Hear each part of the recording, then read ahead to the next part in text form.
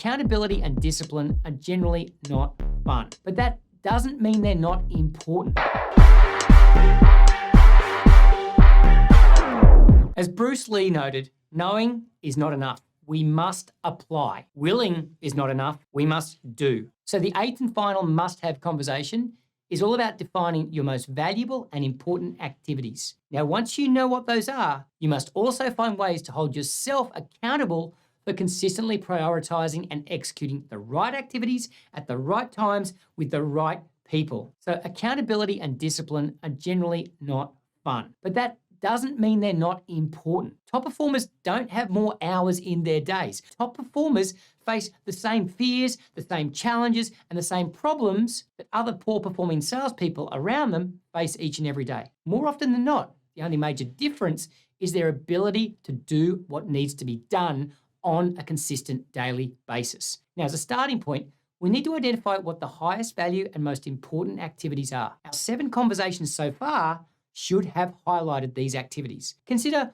where you think your sales growth will come from, and based on that, write out what activities you think you need to do more of, what activities you need to do better, and what activities you might have to start in order to execute on that plan. As a simple example, to achieve my growth targets in the coming year, I've identified the need to do more online sharing of these vlogs to expand my audience. I know I need to be better at converting interest in what's inside these vlogs into requests for speaking at conferences. And I also need to start doing more open webinars on sales skill topics to create interest and awareness in our Growth Academy online and the video skills programs that we offer.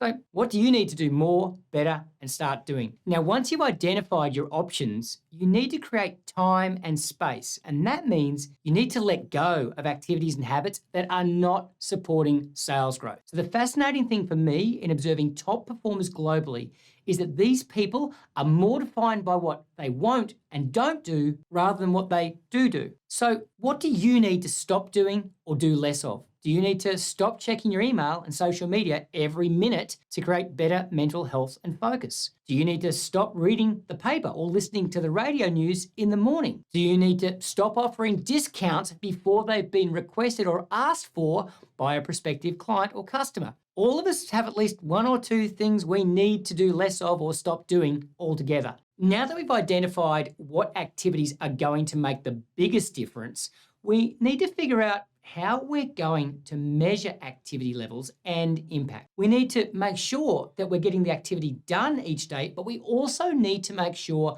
that we've got a plan for figuring out whether we've actually chosen the right activity to focus on to achieve our sales growth goals. So how will you measure whether you are actually getting things done? Now, I'm looking at CRM data daily with the number of people downloading our brochures on the Accelerator Sales Coaching Program and our Better Sales Academy online training library. I'm also looking at a physical board in my office that shows me how many of our hot prospects have been confirmed for our next Accelerator cohort. And I'm tracking my exercise each week to make sure that I'm keeping the machine healthy. And those measures in front of my face each day in the office are motivating me to finish this vlog so that I can do a few more calls before the day ends.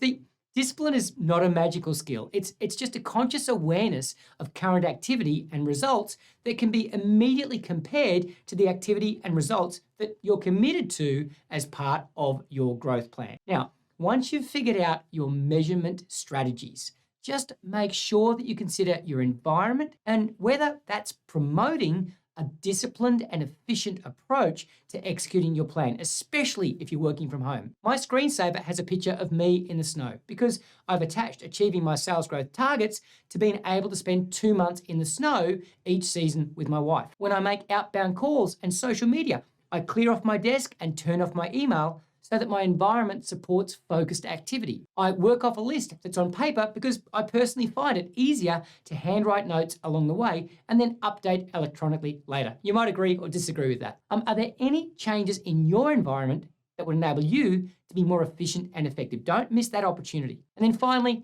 have a think about where you can get some coaching. Is there a third party that can hold you accountable? Is there a colleague or another friend that you have in sales that you respect and would commit to catching up on a regular basis with? Now, look, ideally, you're getting this sort of coaching from your sales manager or boss, but That's not easy if you're a one-person business or the boss with a sales target. So check out, where are you getting your coaching from? If you do have a boss, I challenge you to share the plan with them and create specific moments each week to report in.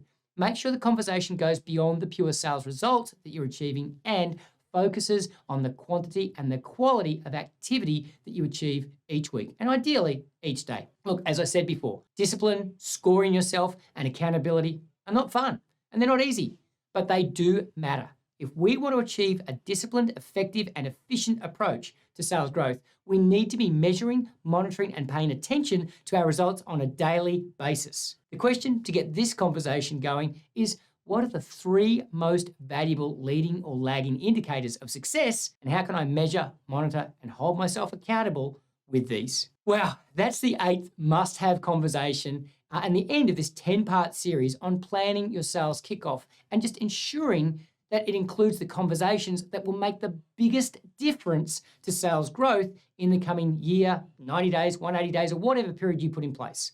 I've really enjoyed putting all this down on paper and video, and I hope it's inspired you and empowered you to have your best sales year ever. Remember, if you're doing a major kickoff and you need a little bit of extra energy or help, reach out to us at Better Sales Coach. Making sales coaching easier is what I and we are all about. So here's to a better sales life. And remember, better sales coaching will have a big impact on whether your salespeople achieve that.